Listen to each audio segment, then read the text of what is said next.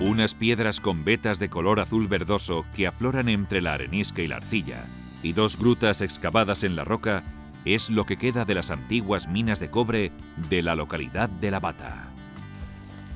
Francisco Bescós, de la vecina localidad de Panzano, nos va a acompañar por este yacimiento que en el año 1956 la empresa Emarsa, Explotaciones Mineras Aragonesas, trató de recuperar con 20 trabajadores.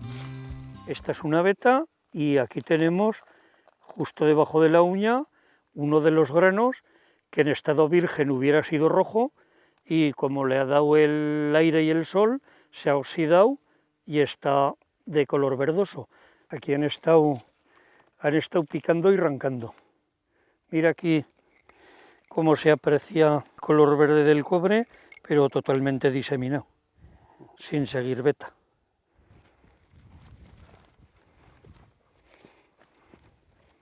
A ver, aquí tenemos.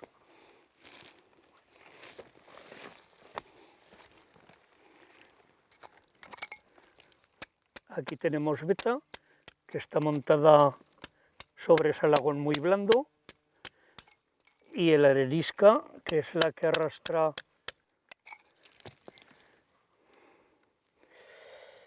¿Ves? Aquí hay granos, míralos.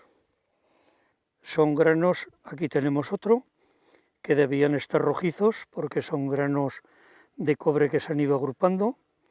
Aquí tenemos igual, al darle la luz al darle la luz y el aire, han perdido el color rojizo y se han oxidado. Y mira, aquí sale un trozo majo.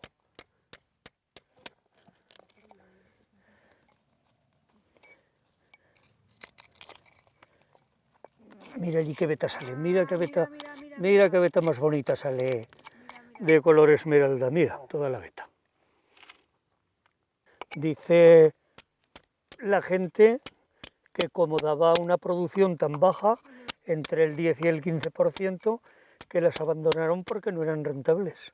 Claro, una explotación que te dé un 10, un 15, eso es ridículo. ¡Oh, qué chulo! ¡Oh, qué chulo! Pues eso es cobre oxidado. Por esta zona que estamos ahora iban unos raíles donde la vagoneta subía los materiales y íbamos a ir a la boca donde ya comenzaba el desnivel de lo que es propiamente mina. Por aquí, por donde vamos ahora, entraban los raíles para la vagoneta. Todo esto que estoy ahora se inunda de agua, hasta la propia boca. En esta mina había excavados de tiempos más antiguos, unos 40 metros.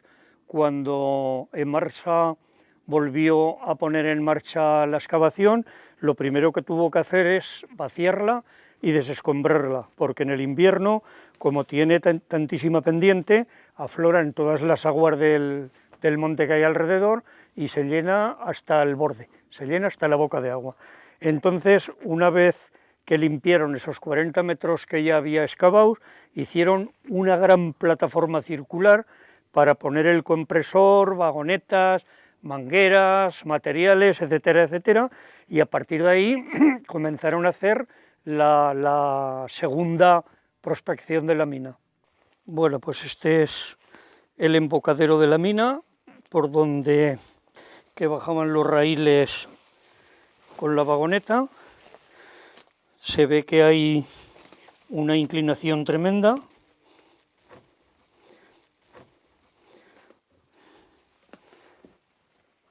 Y con esa vagoneta que ya hemos comentado también, que cargaba 400 kilos, iban sacando el material al exterior.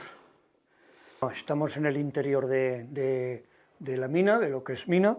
Aquí tenemos el agua, que como este año ha sido un verano muy seco, pues está 10 o 12 o 20 metros rebajada. Está muy clara, muy fresca. Y a partir de esa plaza circular volvieron a excavar hasta llegar a 90 metros de profundidad. El material que salía era bastante pobre, no tenía una riqueza más que de un 10, un 12 hasta un 15%. Los trabajos, conforme iban profundizando, cada vez eran más costosos porque tenían que invertir más tiempo, y al final decidieron abandonar porque traían cobre fundido importado de Perú y les salía más barato el cobre ya fundido que el que tenían que preparar cuando salía de esta mina. Estas vetas que vemos blancas, tipo harinoso, eso se llama espejuelo. Eso lo recogían aparte del mineral y es como una harina un poco apelmazada.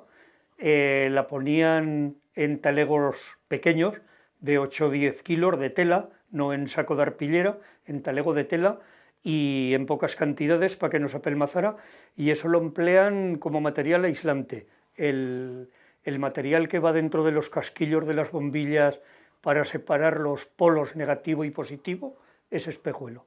Era espejuelo. Eso que parece yeso es espejuelo.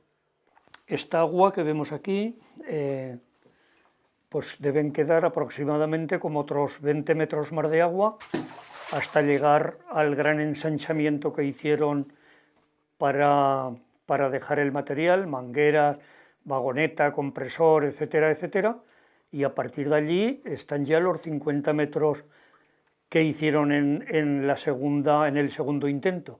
El agua está, como se ve ahí en la pared, perfectamente clara, se puede coger para beber porque está perfectamente clara.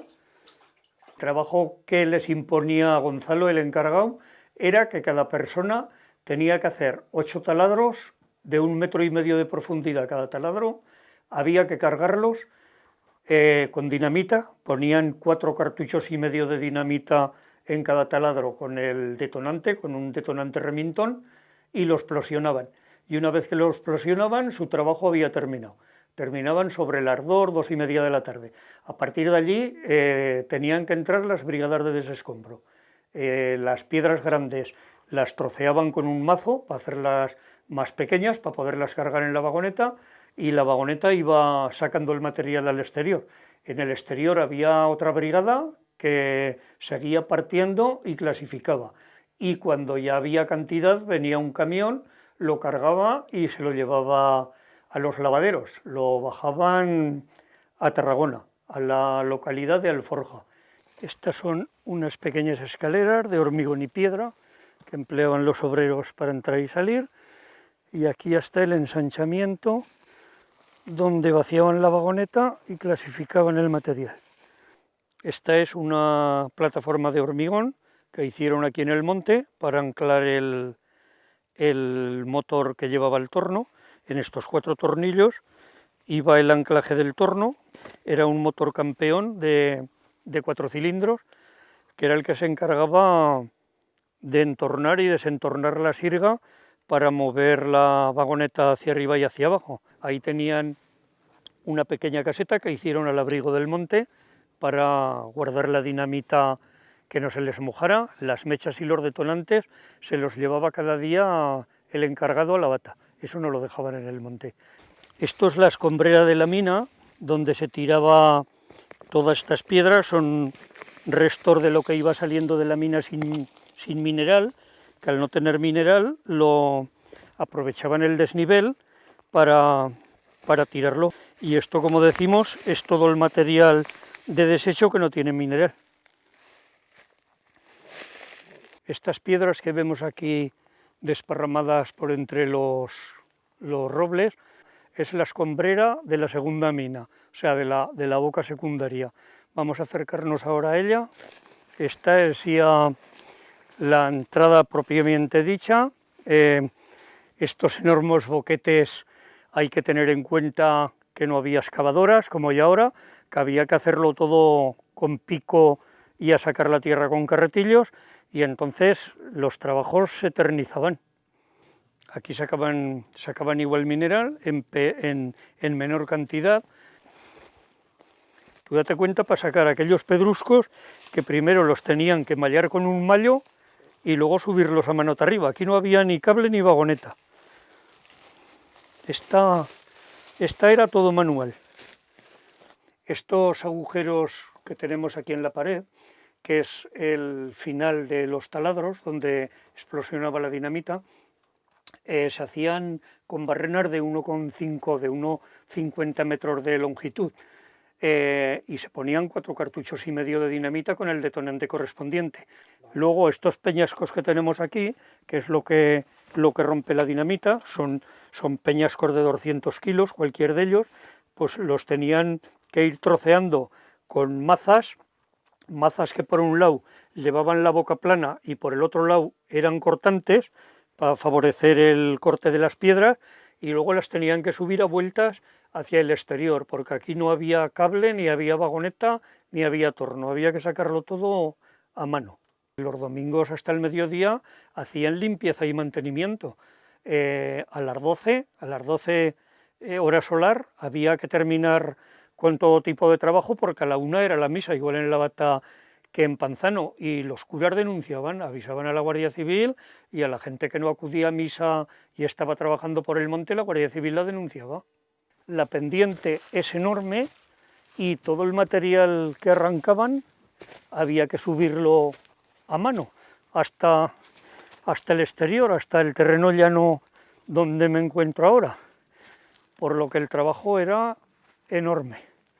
Trabajaron 1 año y medio, si comenzaron a comienzos del 56, porque hacía bastante frío cuando comenzaron, era finales de invierno, pues abandonarían a mitades del 58. En la actualidad, de las minas de cobre de La Bata apenas queda el recuerdo de una actividad que ocupó a una veintena de personas de la zona durante menos de 2 años.